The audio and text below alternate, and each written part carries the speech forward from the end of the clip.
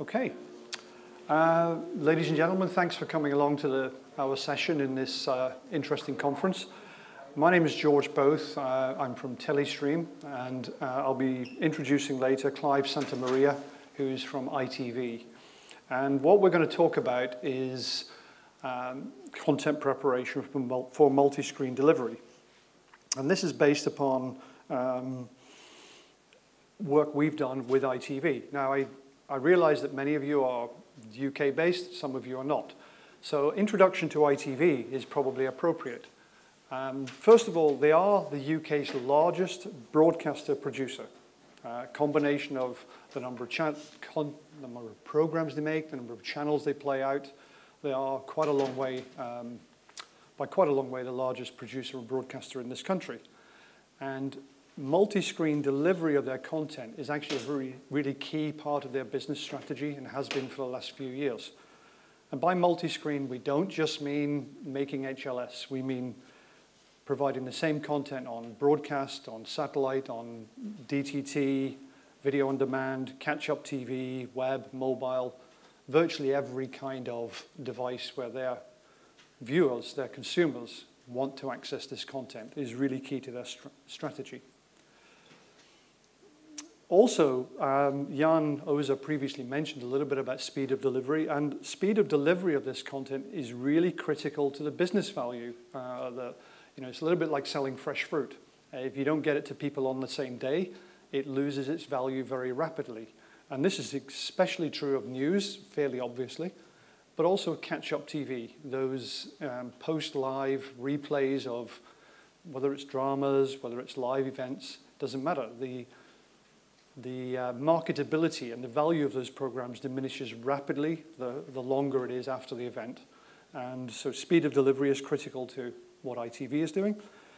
And high-quality images are absolutely essential to viewer retention in this new connected world. The days are gone when people were just happy to be able to view a movie on their computer. If it doesn't have the same kind of quality that they would expect from a DVD or from a direct satellite broadcast, they will not stay connected. They switch off very quickly. They unsubscribe. The viewer churn is quite high. So for people who want to make this a commercial business model, getting high-quality images to those people is really important.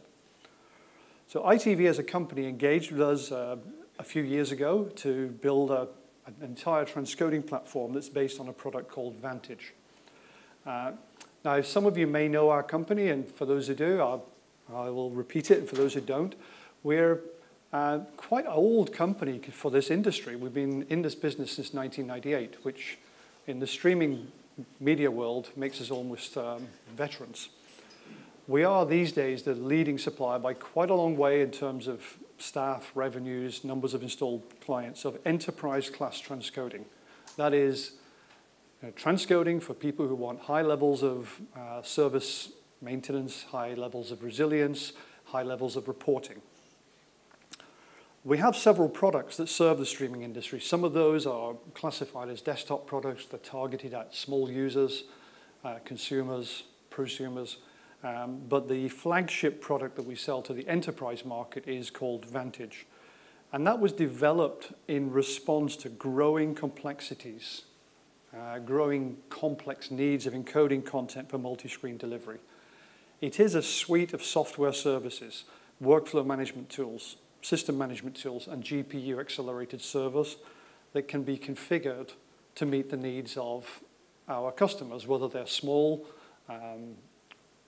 small companies with relatively low volume needs who just need one license or one machine, to large-scale enterprise customers who need tens or dozens of servers and produce thousands of hours of content. And again, to flow on from the previous discussion by Jan Oza, that is also available as a cloud service for people who wish to augment on-premise transcoding with cloud-based transcoding for burst capacity. When we developed Vantage, we looked at a number of the challenges that online video publishers face, and online video publishers perhaps is what we used to call broadcasters, those of us who are much older than the average. Image quality matters.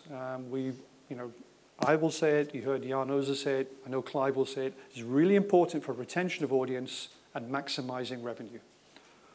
Processing speed also matters. So time to publish your content is critical, especially for catch-up TV and news. Nobody really wants to log on and watch news 2 days after it happened. Cost matters, always. Whoever says it doesn't matter. But actually what really matters is the cost per asset delivered. The total capital cost is not important until you've calculated that cost per asset. And to get that cost per asset down, automation of the process is really critical. Another piece of the cost to an online video publisher is outwith of our system. We do the transcoding and the preparation. You've got to deliver that.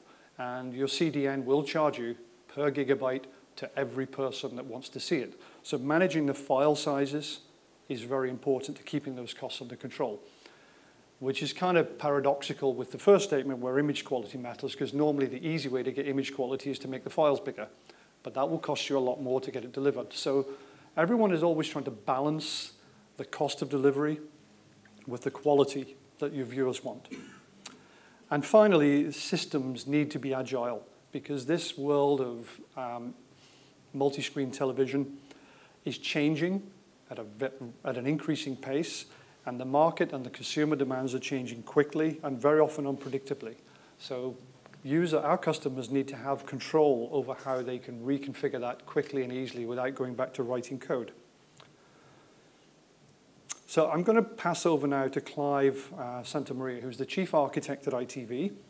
What he'll tell you about is the technology decisions that had to be made and the reasons behind certain things which may apply to ITV, may apply to other people, about how to choose a platform. They chose, we're very grateful for them, a Telestream Vantage product. It does meet all of those conflicting or seemingly conflicting challenges, but there are ways to square those circles. And it has provided a very powerful and effective platform for ITV. I'll be happy to hand over to Clive, who can give you a lot more insight into how these decisions may be reflected in your company. Clive.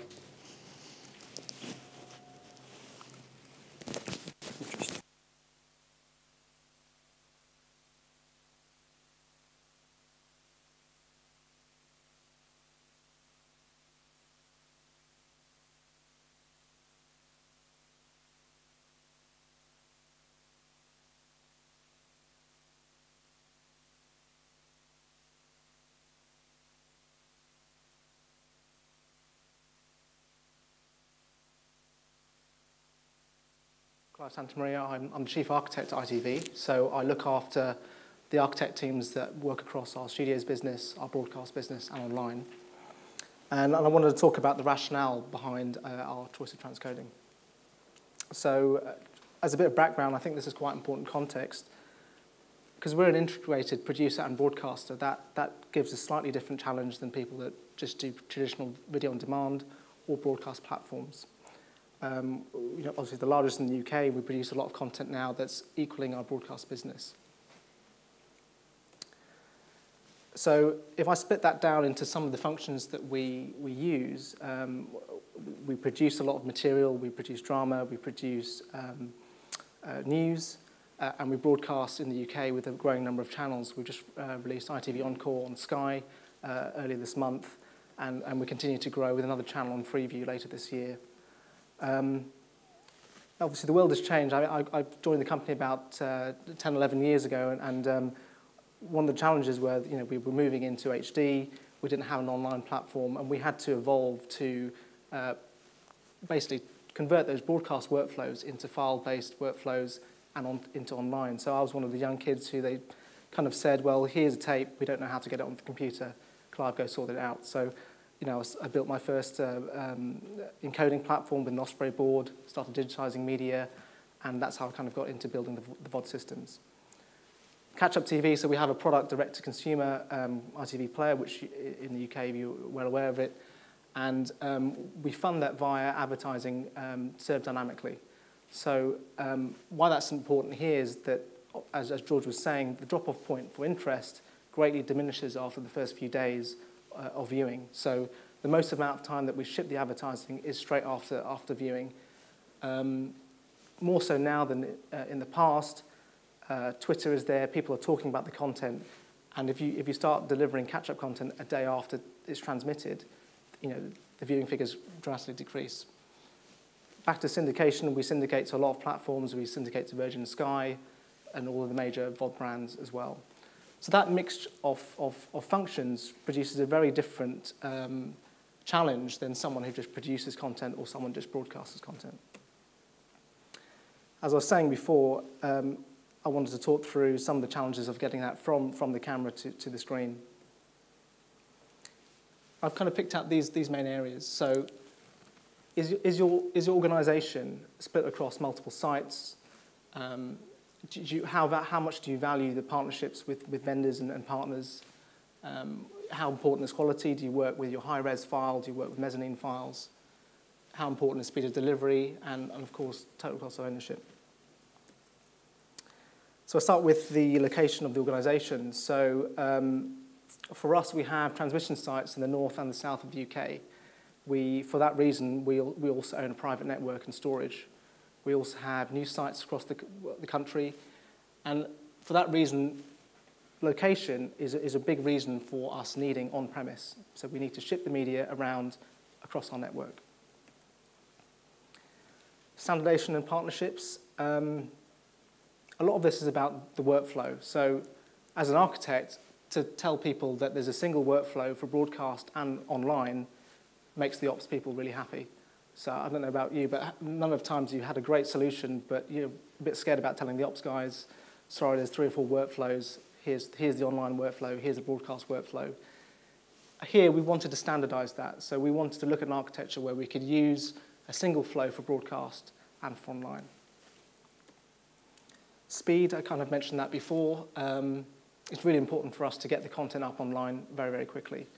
So shows like the X Factor, people can't wait 3 or 4 hours as they used to do in the past to actually see the content straight after TX. So in our use case, I think hardware-based transcoding has helped us achieve that goal. Quality. So a lot of people, I guess, have mixed opinions about this. So we also want to try one-step transcoding. We don't want to always work with a mezzanine file, ship the mezzanine file up to a cloud location, and then transcode from that.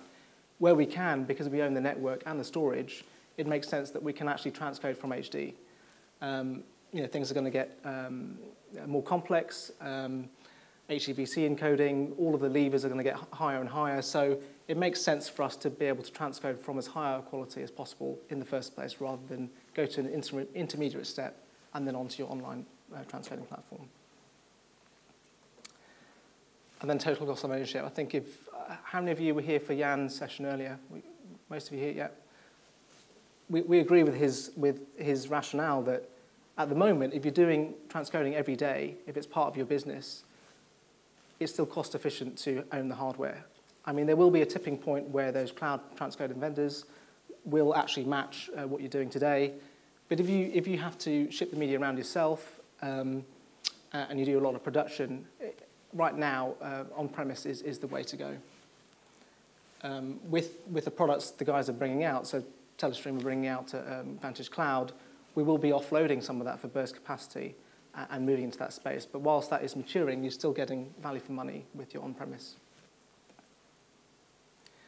So I've kind of elaborated into some of the areas that Jan touched on before, broken down all of our functions in terms of why you go down a generic software as a service transcoding platform, why you buy an on-premise product. And I guess there's a mix in the middle where you can basically customize that with a service provider. There's lots of them that take these commercial products and offer you transcoding as a service. So I'll split these functions over here. We do most of it broadcasting and producing. We also syndicate to platforms. We have catch-up TV from live, and also we have small short-form clips and non-live content. So to me, the software as a service really is for a lot of use cases where you don't need to encode to complex platforms like set-top boxes. So for websites where the media is already online, it comes into your platform, you transcode it, and it goes back to the website. I think for short form, that does make sense to me. We have the service provider space. You know, we used to use them in the past, and people still do them successfully today. A lot of broadcasters like the SLA from the service provider. You can get to your set-top box platforms. And where we found the use case fell a little bit short for us was on live. So we wanted the agility to be able to record off air, turn that around quickly and get it onto the platform. And also we produce a lot of content. So sending your content from our production company to a service provider and back for transcoding does not make sense. So that's kind of why the use case here is if you're not doing a lot of live content, I think that service provider is still a valid option for you. And you come to us. So I think Jan had touched on this, maybe 90% of the use case is for people that don't have non-live. So if you're a film company and you have a catalogue of content, time probably isn't as critical as someone that produces the content and has to get it onto screen. So for all of the use cases there, that's why we've gone with the on-premise product at the moment. And we think that will see us through in the short term with cloud transcoding coming online shortly after that. As I was saying before, as the quality is going up, all of the consumers are wanting higher bit rates. We're moving into HD outputs on our transcode platforms. That problem of actually crunching a lot of bits is actually getting worse. It's not a level playing field where you can say we bought our transcoders, no one wants high bit rates, we're not doing any more platforms. That's just not the case. There are more platforms coming out and high bit rates. So for that reason, we've got that playing field with the investment of on-premise. So I guess I just wanted to summarize those factors and for you. It's quite a short presentation I had, which was looking at your business and asking yourselves, do you have a lot of production requirements? Editing in the cloud isn't really there, not professionally at least. So a lot of people still have Avid and they still have Premiere on site. And I think for production and news, on-premise still kind of works very much for them. We've had in the past a lot of Flip Factory. We've had that in the field in our newsrooms for quite a number of years. And the production community wants the stability of having that editing platform and a transcoding platform beside it. And that's why that kind of makes sense. Where is your broadcast and storage? If you're a web platform, you probably don't store a lot of the content. You get it in from the network. It's cut up there, and it can be published up there in one go. If you store a lot of that in-house, as we do, and you move a lot of media around, it doesn't make sense to move high-res media up to the cloud to get it transcoded and back again.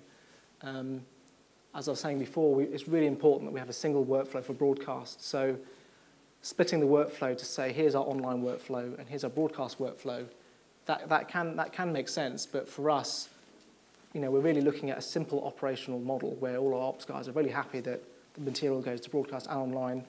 It's all tracked and run by the same system. And that was really important to me as an architect to make sure that was in place.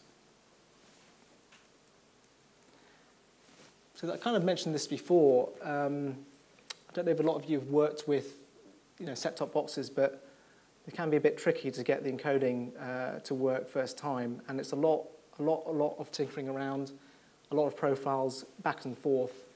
And if you need all those levers, I think having the commercial product and the agility of iterating with those profiles is really important, and that drives a certain type of selection. So I think, again, if you need all those levers, I think HEVC will get a lot worse. There's probably 10, 15, 20 times the amount of levers in your encoding.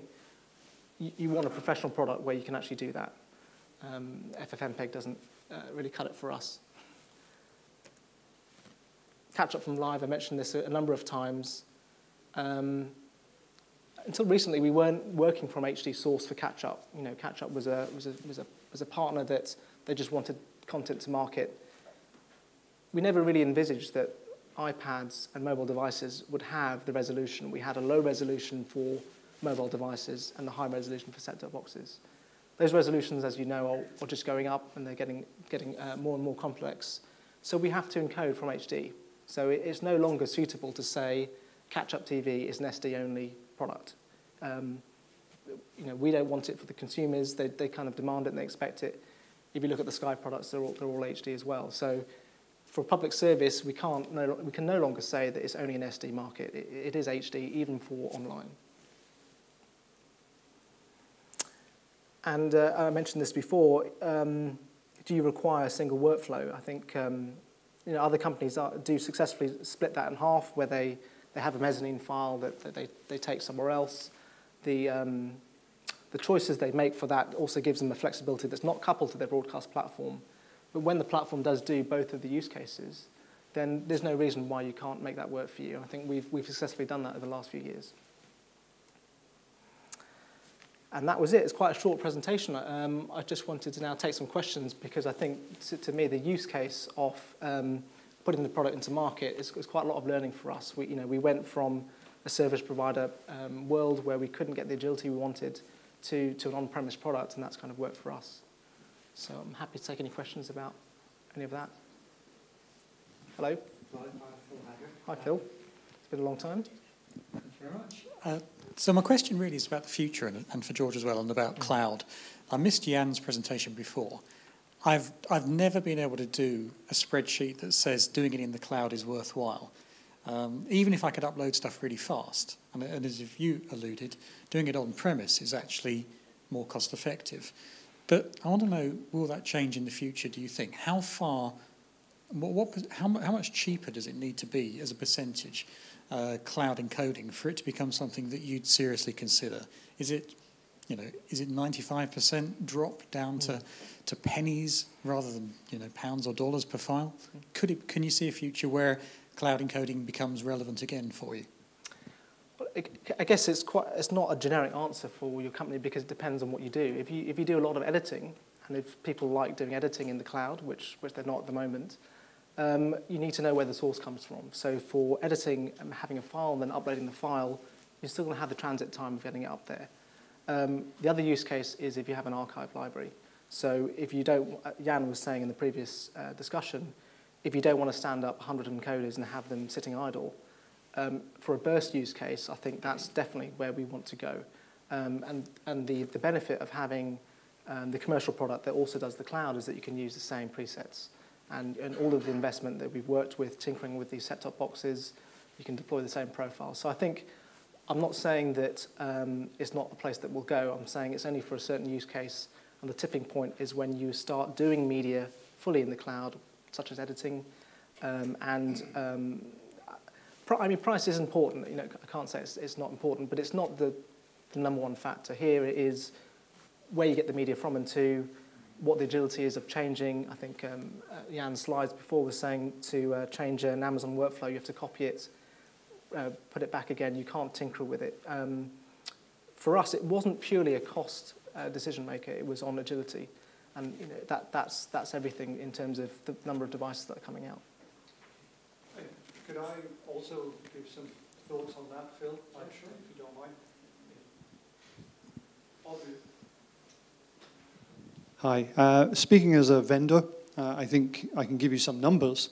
And the way both the software and hardware that you pay for in the cloud is being costed, roughly works out that if you were to use a machine for around 8 hours a day, 5 days a week, over the year, you will have spent about the same as buying one that you own outright.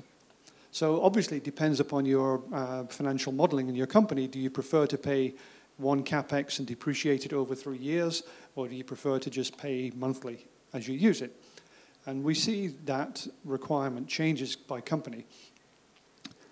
We are putting a cloud-based model, which will be active end of next month.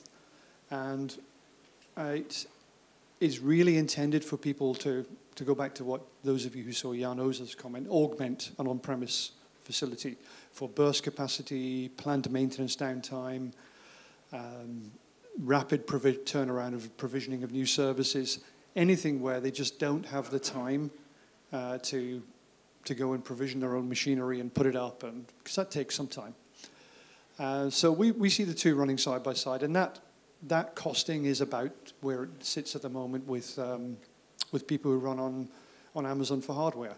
If If you use it 8 hours a day, 5 days a week, you add it up over the end of a year, and you've just about bought the server.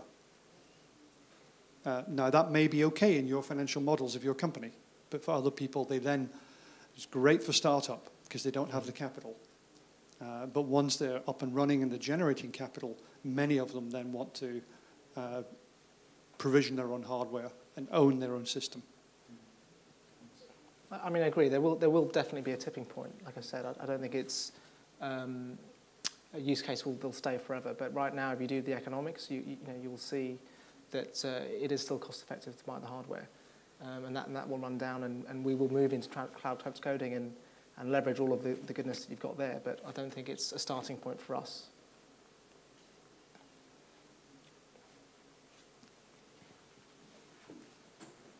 We're going to give you some exercise for this. Hi, James. Hello, Clive. James Wardle from Clearleap. I was wondering how you'd found having your transcoding and your workflow very closely coupled with Vantage, because I can see there may be advantages to that, but also maybe some limitations. I mean, I didn't major on that point, but it's a really valid point that the workflow is the bit that, like I was saying, keeping your ops team happy with all of the alarms, signaling via the API. That it's not just about the transcoding, it's about an integrated system and being able to build your own dashboards and getting all that monitoring. To us, that's the step change between Vantage and the previous Telestream products that we had the workflow built in. So it's just as simple as some of our transcode engineers to build a profile as well as an ops person that needs to make a change to the profile in the UI.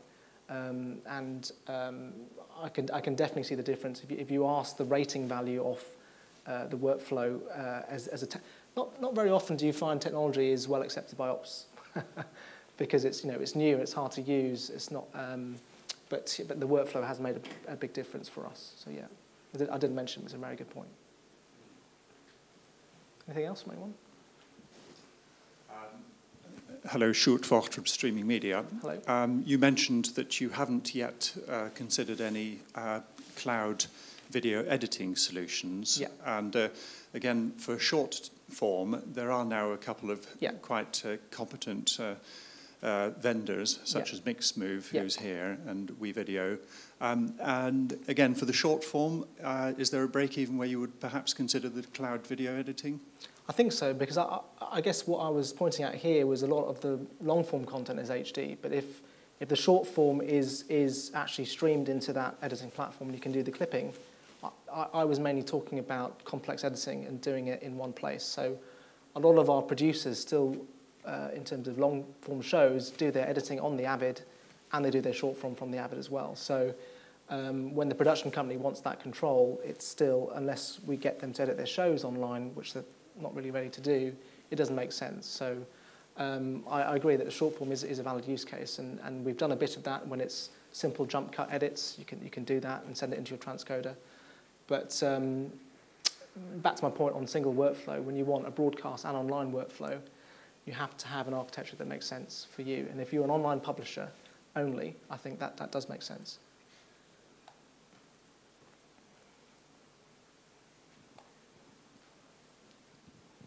Anything else from anyone?